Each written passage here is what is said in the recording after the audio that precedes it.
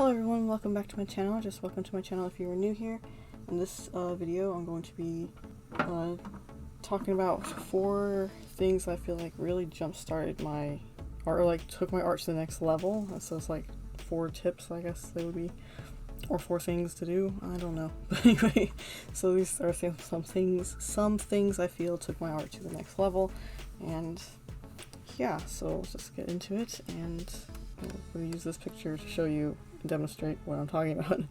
So the first thing I want to talk about are hook shadows. Now, in case you don't know what a hook shadow is, which I certainly didn't when I first encountered them, it's basically like where a lot of things intersect. You're gonna have like a little triangle of shadow. I don't know how to explain it, but it's on the line art. And I kind of have the lines done here already, but if we just kind of like hide everything, and let's just look at the line art. So basically, let's see if I can find a good spot, like right here on the wrist. You see where like this is overlapping? Sorry, I'm just gonna clean up some of my line art too. Line art here, right here, where this spot here, you're gonna basically a hook shadow be like just like a little triangle of shadow, just like that. If that makes sense. I don't really know how to explain it, but it's kind of like, I like here under the chin, I just kind of just hatched it here, but you would, for like, this would be kind of a large hook shadow, but you kind of shade in a spot like that. That would be kind of like a hook shadow, I guess. And I admittedly don't do that too much all the time. Like, I do it, but I won't put like hook shadows everywhere because it is kind of tedious. So a lot of times I'll just tend to focus on some big areas that usually would have a hook shadow. So it'd be like here, where the like under the chin here, and like where the arm overlaps the body here, and sometimes like bangs here. I didn't really do a good hook shadow there, and little spots like this. And then if I wanted to I would add even more. Like, you can probably do some like behind the flower here on the leaves and stuff. You could probably find spots where you could probably put a hook shadow. And another thing you could do too, I don't really have this on my list, but would be where things intersect. So like say this line here where it's intersecting the leaf and the hat. I'm just going to thin it out so you can see it better. You would make the line thicker right where they're crossing. So like kind of like that. And it kind of honestly adds like a hook shadow automatically doing that, but I guess it also kind of gives it some depth. Sometimes you might need to sculpt your line a little bit. I know some of my lines are a little rough in this picture, but yeah, so that's kind of a hook shadow. I don't really know how to explain it, so if I clean up my hatching here, I don't know what I was doing here, but I guess if I clean up my hatching here, and you can kind of do something like that, then that's like a hook shadow here. So see how it's like intersecting, you kind of just like fill in that little triangle corner like with the shadow. That's kind of like hook shadow. Now I kind of made a little chunky here, so we're gonna kind of sculpt it out. But yeah, so I'm not really good at describing them, so hopefully showing you that probably works. And here you can see I kind of have the line thicker right where they're touching. So like, I don't know what that would be, like where they intersect, kind of, but it's not like going over like that, but you know. It kind of also adds like that depth and like hook shadowiness, I guess you could say. But anyway, yeah, so that's pretty much a hook shadow. And yeah, so that's the first thing. Like I said, I don't usually do them all the time. I probably kind of just do them in the big major areas. And then if I feel like it, or if I'm doing a really big detailed piece, I may go in and put it in some other spots. Also, it kind of depends on how detailed the character is. So like this character has a little bit more detail, where you can probably fit some hook shadows in, like maybe a little bit right there, a little bit right here where the cape's overlapping the arm. Stuff like that. I also forgot to warn you, this is probably going to be a kind of long video because I'm doing this more in real time. But anyway, so that's the first thing.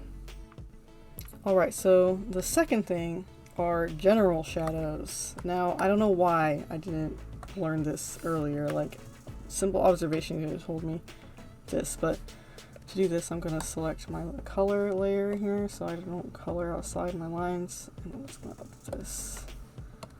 Give me 1 minuto. I think that's everything. Alright, so basically general shadow, I usually put this over the eyes too, because I usually have the eyes on a separate layer. The only thing that's separate layer group, the only thing that's going to go above everything are the specular highlights, which I just kind of turned on, and the glare of the eye. So what I'm going to do is put a multiply layer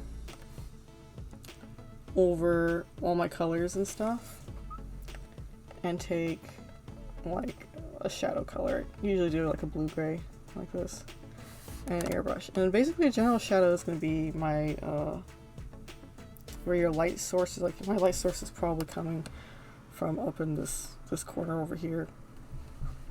So what I'm going to do is brush a shadow over it on the other side. Now this is kind of light, but I'm going to make it really dark just so you can see it better. But so where my light's not going to be hitting, I'm just going to kind of shade that spot. So just no form, no nothing, just kind of just shade it in general. That's what it's called, like a general shadow. Sometimes I'll go over and kind of do some other spots.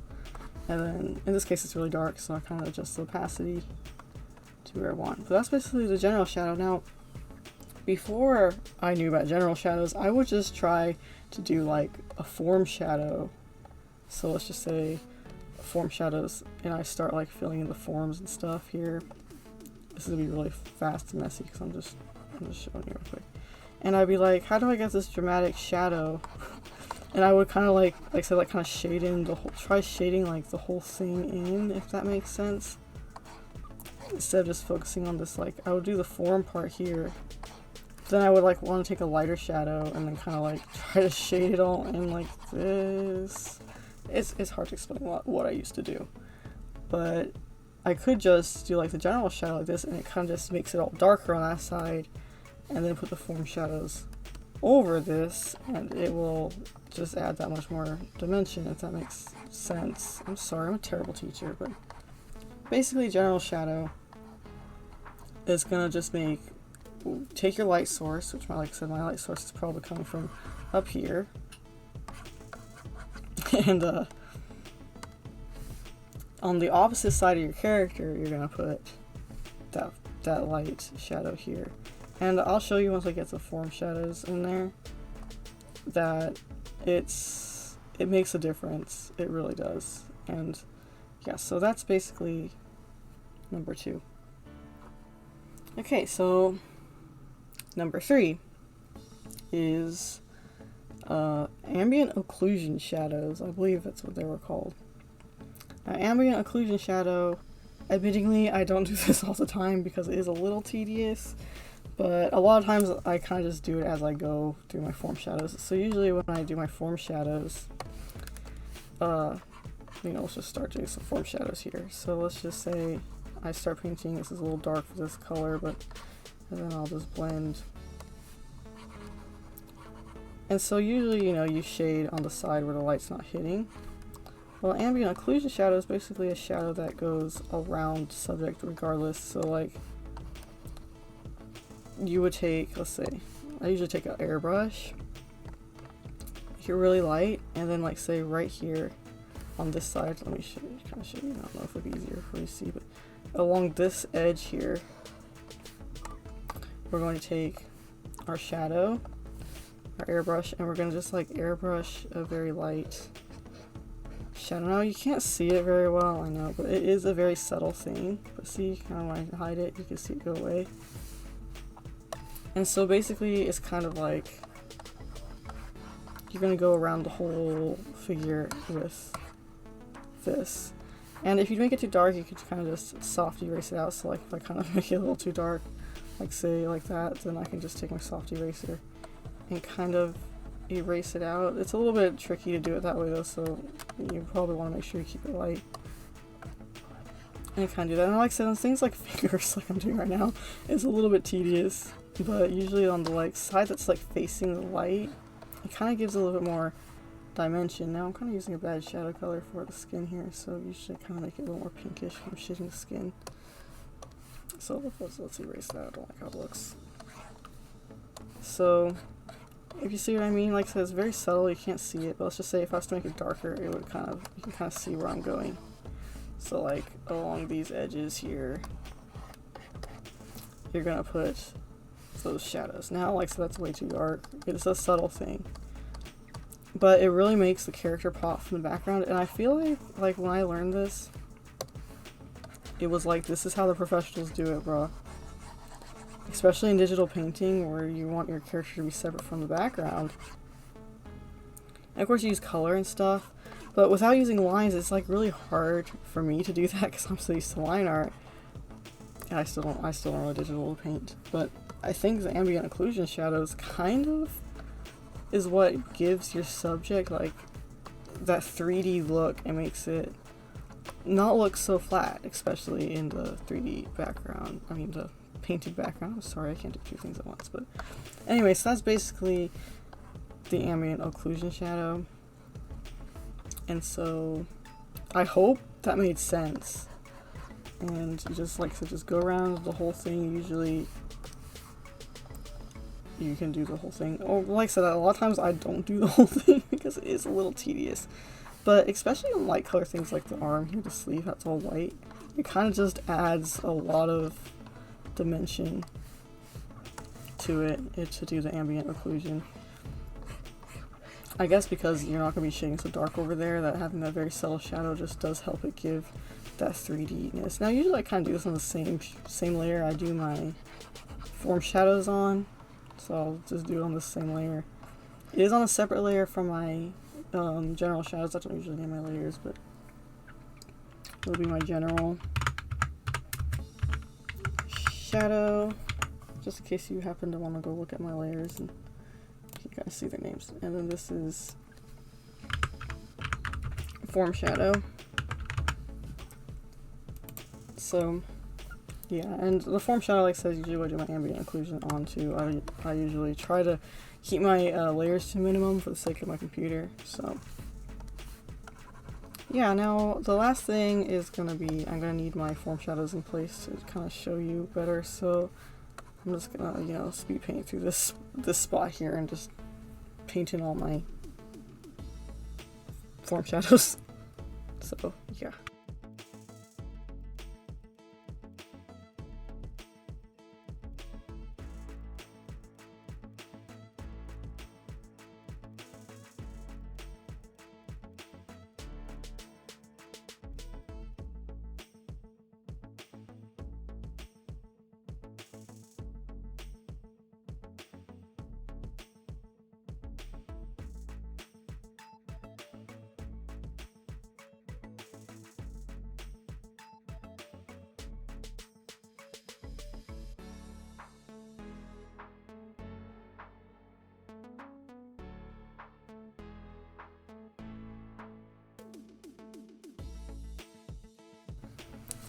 Alright, I think I got all my form shadows in for the most part, but I don't have anything enough to show you the last point. But before I do that, let me show you what I mean by the general shadows. It makes a difference. So right now I have the general shadow on, right? Here's my form shadows. And my general shadow, if I turn it off, I know it is kind of subtle, but just think, if my light source is up in that corner, the upper left, I guess that would be, it just adds like that extra layer of shadow that you need. If that makes sense. An extra layer of shadow gives it more dimension. It might not seem like it's doing much, but once you turn the layer on and off like that, it does make a world of difference. So for the last thing that I feel like really took my art up a notch, it would be bounce light or secondary light source. A secondary light source. So usually I will create another layer. I'll just call it bounce light. And basically what I'm going to do here is choose really any color. I tend to do like blue or purple, I think, for whatever reason, or gold. I think for this one we'll do gold with some more warm colors in here. And I'll take my airbrush, which I'm on right now, put it way down tiny. And then basically on the opposite side of your light source, you're going to pretty much outline the character in like light. So kind of just like a bounce light. It's kind of like reflected light. So if you imagine something's reflecting light back at the character, and you'll just kind of, any edge that's going to be like in that direction. Usually it kind of comes from like down here, from like at this angle, kind of like diagonal, or it could be bouncing up from the floor, or just like a second light source that's just on the side of the image. Usually I kind of do it like at a diagonal slant though, so it'd be kind of like if it's coming from the opposite corner of my light source, which is kind of what it's going to be doing here. So anything that's from like this whole edge, so anything over on like on this whole edge here, or anything from like this down here too. So that's kind of be where my second light source is going to be coming from. That's usually how I do it. And two, I've heard you could actually do a third light source. Sometimes you do like 3-point lighting or something. I don't exactly remember this. And but I think that's what it was. Now, before I go any further, I am going to say that all this that I have told you about in this CP video, whatever, I actually learned all of it. It's actually a very quick overview from a course. So I learned all of this from a course I took a couple years back, probably, on Udemy. And now this, what I just showed you here, is a really quick overview, and I'm a terrible teacher, so I probably explained it poorly. but yeah, so I learned these tips and tricks. And that course was it was called Character Art School Complete Coloring and Painting Course. It was over on Udemy, which is like an online like class site, I guess. It has a lot of sites. I mean, it's a site with a lot of online classes and courses you can buy. I think you might need to make an account, but I'm not sure. I forgot exactly how it works. I haven't been there in so long, but I know the courses you do have to pay money. Depending on the course, depends on the price. But this particular course was by Scott Harris. He's the one who taught it. I think he was like a professional artist in some field. I forgot, but he knew what he was talking about anyway. And holy man, the Character Art School Complete Coloring and Painting course, that thing was enlightening. That's where I learned about the general shadows, the ambient occlusion shadows, and then this bounce light. Or I think I'd heard about bounce light before, but I kind of forgot about it, I guess. And also, I think, like I said, I think in the course I said something about 3-point lighting, but I don't exactly remember that, and I don't totally do that anyway. But you know, before, I think I had heard of bounce light, yeah, that's right. But before, when I would try to do bounce light, I would try to shade, like, I would try, let's see, go to my form shadows. I would actually try to like erase out the bounce light, if that makes sense. So I would do this, or I would basically, let's duplicate this in case I go too far. Let's just reshade this spot. So basically what I would probably do for my bounce light when I would try to do this, I didn't exactly know what I was doing, is I would shade, but I would like kind of shade like up to the edge here, and try to just like shade spots and leave the spot blank that they're supposed to, wherever light was touching, I thought I was not supposed to put shadow there, if that makes sense.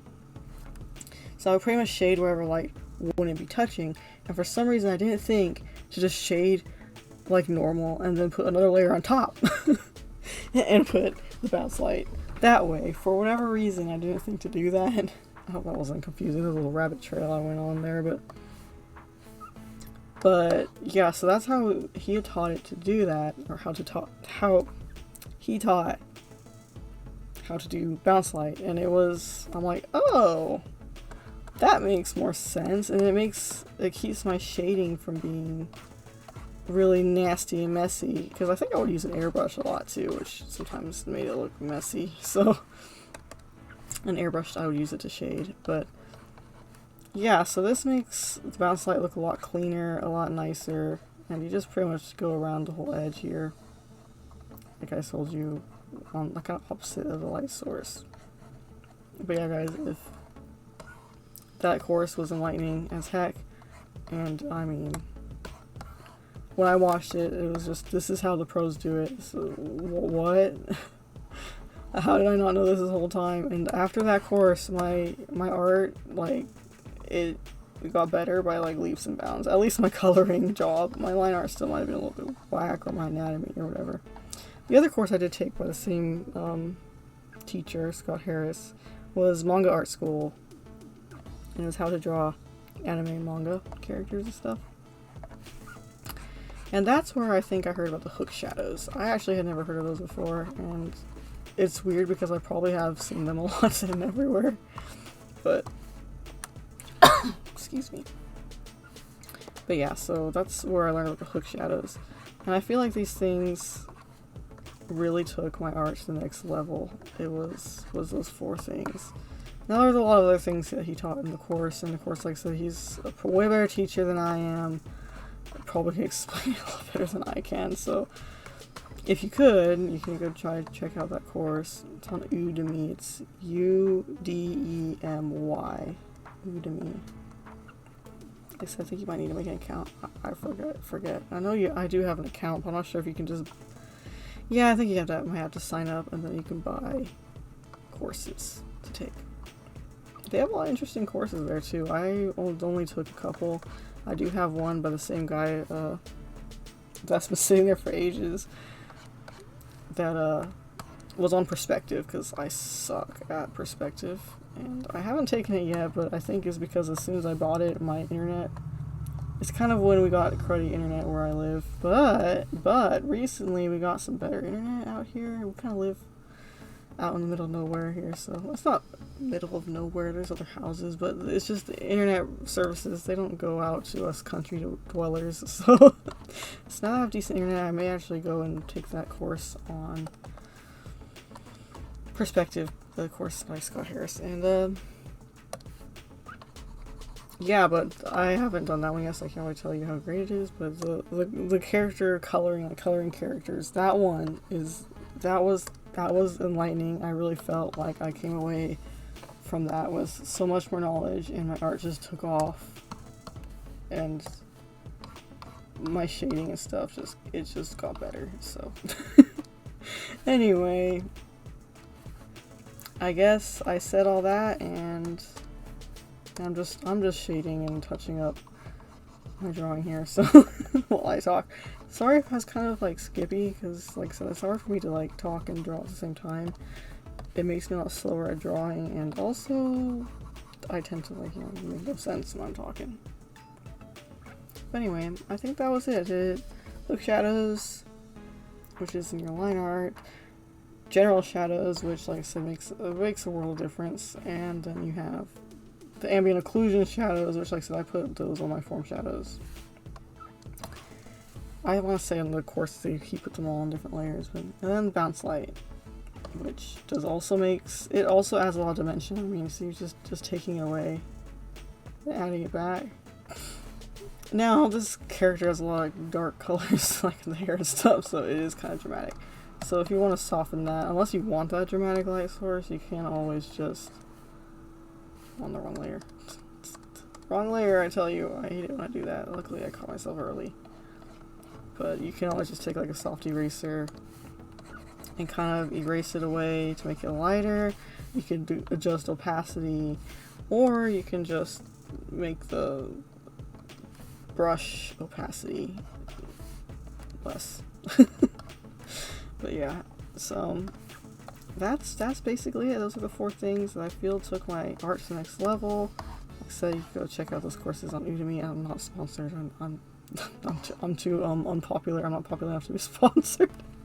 But I just want to say that course was amazing. I actually kind of wanted to share that for a while, because that course it was really enlightening.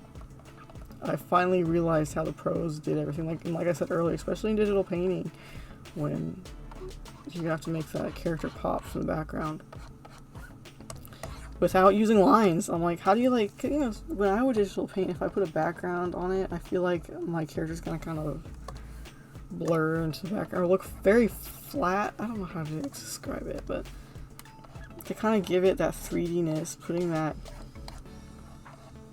ambient occlusion shadow really adds. Did I even put any here? I don't think so. So I'll grab my shadow color and kind of just airbrush it over here. It adds some dimension. Of course, you can actually see the ambient occlusion shadow even a little bit deep into the character, like I'm kind of doing here. Add more, but anyway, once you add the highlights and stuff, it also really makes it look three-dimensional. Another thing sometimes you do with bounce light, I think this is kind of like a secondary light source. So like what I did here, well, it's like a secondary light source. It's kind of like very reflected light. Another thing I would kind of do sometimes, I know I'm dragging on this video, but another thing I kind of do is like in a spot like down here, I don't know if you can see where my cursor's at, but spot like down here, where it's kind of like there, or like even kind of like just around the mouth area here, or even around the hand. What I would do is take my bounce light color and make my airbrush a lot bigger and kind of just do like this, kind of like a seeping glow, like a backlight almost, kind of. Sometimes I do it more subtle than others, it depends on the picture, but for this one I'm probably just going to do it very subtly. And I'm probably going to decrease the opacity of my my bounce light. I also kind of feel like it's a little bit too yellow in some spots, but I think if I decrease the opacity. So now I decrease the opacity, it is still very subtle, but it adds just that much more dimension. You can see that. Anyway guys, before I drag on, I realize there's another thing I forgot to mention.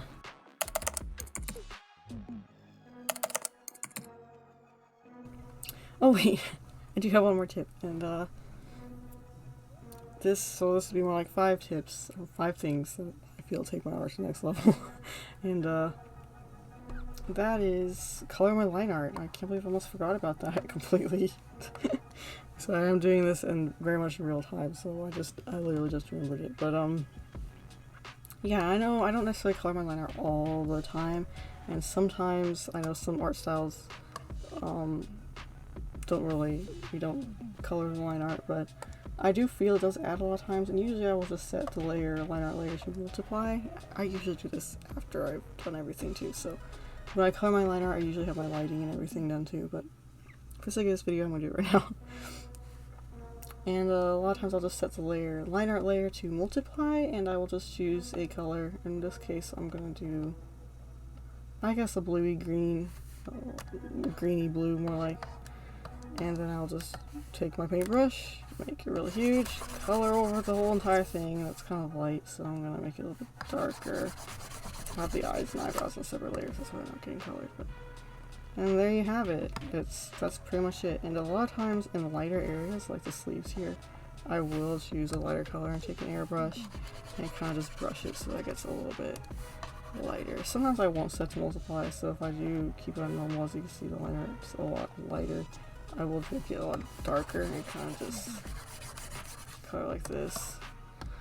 And sometimes in that case too, I will hue shift, so like around the like mouth and stuff, I might switch it to a more warm color line art, like that.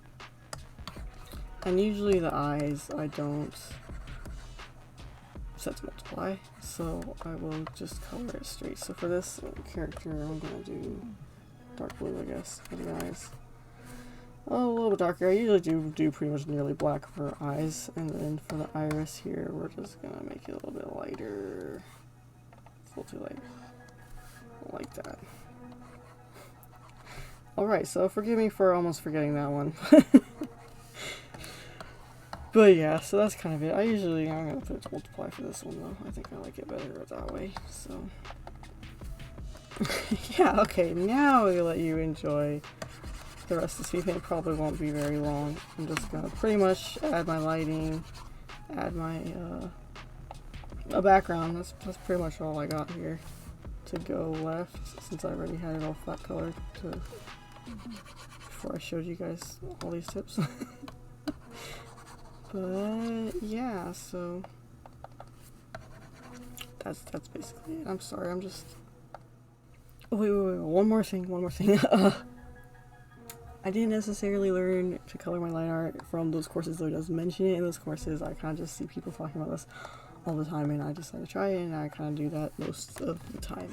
Most of the time, not all the time necessarily, or sometimes I'll just have my line art really dark and almost black. But anyway, I just want to note that I didn't necessarily learn that from those courses I mentioned earlier. It's kind of just a thing in passing. Okay, now for sure. Enjoy this time. For real, enjoy the rest of the speed paint, guys. Sorry.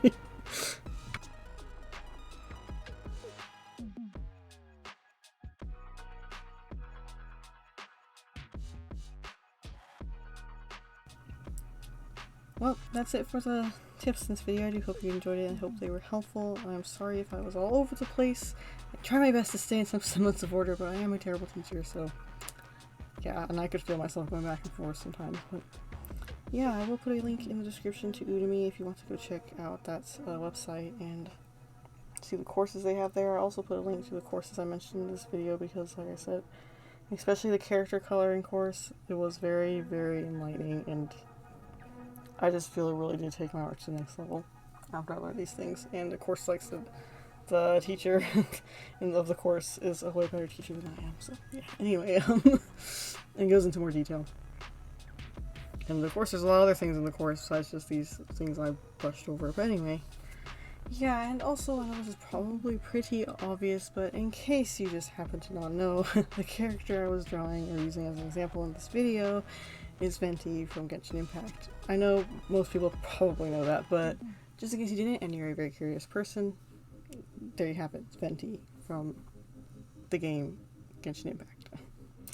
Anyway, yeah, if you did enjoy this video, please do give it a like and maybe consider subscribing. I usually post speed paints on this channel all the time.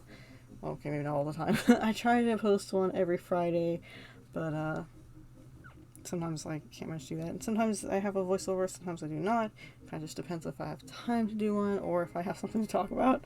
But yeah, so it's usually a lot of speed paints here, but yeah, I might do an occasional gaming video. So anyway, just so you know what to expect. So yeah, like, subscribe, and I will see you. Oh wait, one more thing before I go. I do have a Zazzle store if you want to check that out. I will also put a link to that in the description. Okay, so yeah, now like, subscribe, and I will see you all in the next video, or maybe more like talk to you all in the next video. And bye-bye.